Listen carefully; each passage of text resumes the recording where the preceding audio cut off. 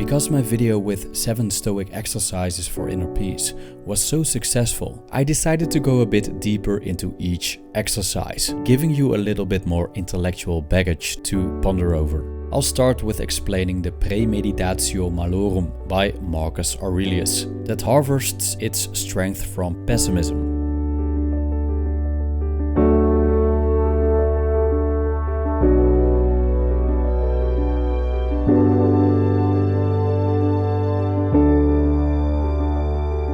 First of all, thank you Jean-Claude for your support on Patreon. Very much appreciated, and it will help me to continue creating these videos. Now let's dive in. The praemeditatio malorum can be translated as a negative visualization. An example is derived from Marcus Aurelius' work Meditations, in which he proposes a maxim that can be used to prepare for the day ahead. Because there are different translations, there are different versions of this maxim that you can find in the opening verse of the second book. It goes like this. When you wake up in the morning, tell yourself, the people I deal with today will be meddling, ungrateful, arrogant, dishonest, jealous, and surly. They are like this because they can't tell good from evil. End quote. Now, the first part of this quote is quite pessimistic. This isn't necessarily a bad thing, as long as there's truth in it. Marcus Aurelius points out that in our daily lives we indeed encounter people like that, and that it would be a good idea to prepare for them. People that are too optimistic often tend to deny the harsh realities of life. But by denying them, these realities won't magically disappear. And when they face them nonetheless, they are disappointed that reality isn't as beautiful as they imagined. Stoic philosopher Epictetus proposed a similar thought exercise that is presented less often as a model for the negative visualization, which goes like this. When you are going about any action, remind yourself what nature the action is. If you're going to bathe, picture to yourself the things which usually happen in the bath. Some people splash the water, some push, some use abusive language, and others steal. Thus, you will more safely go about this action if you say to yourself, I will now go bathe, and keep my mind in a state conformable to nature, and in the same manner with regard to every other action. End quote. An essential part of the praemeditatio malorum is reminding ourselves of the nature of things.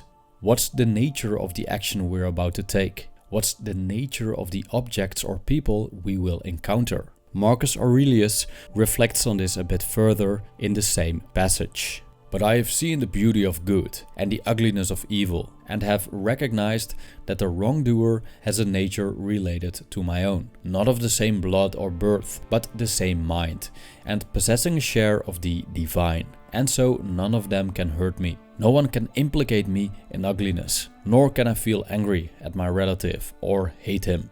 End quote.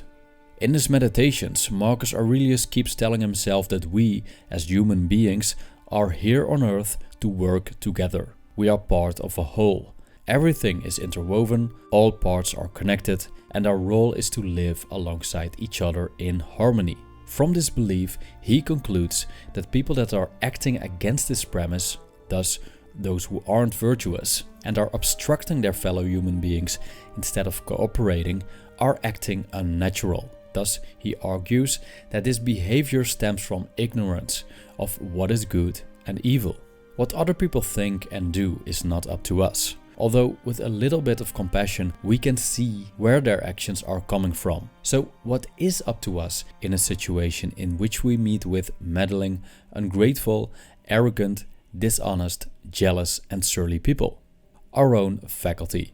There's no point in being angry at people that don't know any better. In this case, anger is just another obstruction that works rather divisive than inclusive.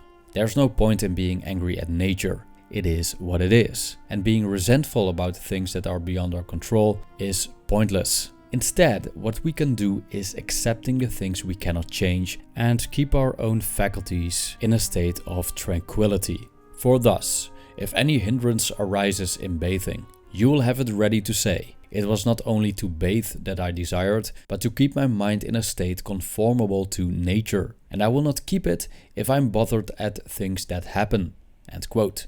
The negative visualization has several positive effects on the mind, which are 1.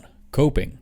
Preparing a situation in our minds gives us the opportunity to find solutions beforehand and visualize how we could handle difficulties that may arise. This increases our ability to cope when the difficulties are at hand, no matter if we face a catastrophe like losing all our possessions or loved ones, or minor hardships like being stuck in traffic.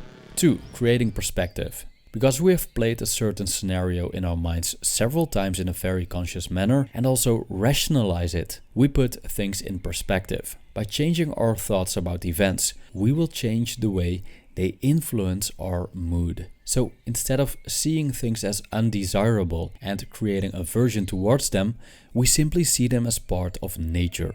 3. Healthy detachment. By contemplating on the impermanence of the things we love, that we can lose our spouse today and that all our possessions can be taken away from us, we'll remain realistic about our relationships towards them. As everyone, the people and objects we love are also part of the ever-changing whole. And as everything, they will also cease to exist someday. As Epictetus would argue, never say of anything, I have lost it, but I have returned it. 4. Less shock.